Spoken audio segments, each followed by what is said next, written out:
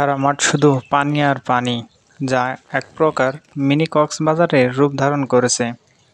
যারা ভ্রমণ প্রেমী আছেন, চলে আসুন আমাদের মিনি কক্সবাজারে আর উপভোগ করুন পানিগুলো। সারা মাঠেই চাষিরা এখন ধান রোপণ করবে, কিন্তু ভারী বৃষ্টির কারণে সারা মাঠে হাঁটু পানির উপরে। এজন্য কেউই ধান লাগাতে পারছে না, সবাই হতাশাগ্রস্ত। অনেকে আবার যারা ধান লাগিয়েছিল ধান কাটতেও পারছে না, ধানগুলোর উপরে পানি। এক প্রকার করুণ অবস্থা চাষিদের। আবার যারা খালে পাট জাগ দিয়েছে তাদের অবস্থা আরও করুণ। উপরে কচুরিপানা থাকলেও নিচে পাটের জাগ খুঁজে পাওয়া যাচ্ছে না। পাটের জাগ হারিয়ে গেছে কোথাও, তাও তার কোনো চিহ্ন নেই।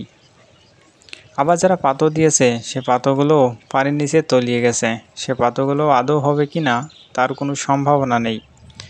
ধান রোপণ করতে হলে আবার চারা দিতে হবে, তো তারপরেই ধান রোপণ করা যাবে। তবে আবার ধানের চারা দিয়ে সে ধান লাগাইতে গেলে এখনও 1 মাস সময় লাগবে, অনেকটাই দেরি হয়ে যাবে। তবুও কিছু করার নেই, কারণ তিনি তো উত্তম পরিকল্পনাকারী। তিনি যা করেন অবশ্যই বান্দার ভালোর জন্য করেন। তাই প্রত্যেক চাষির অবশ্যই ধৈর্য ধারণ করা উচিত, কারণ ধৈর্য ধারণকারীকে আল্লাহ পছন্দ করেন।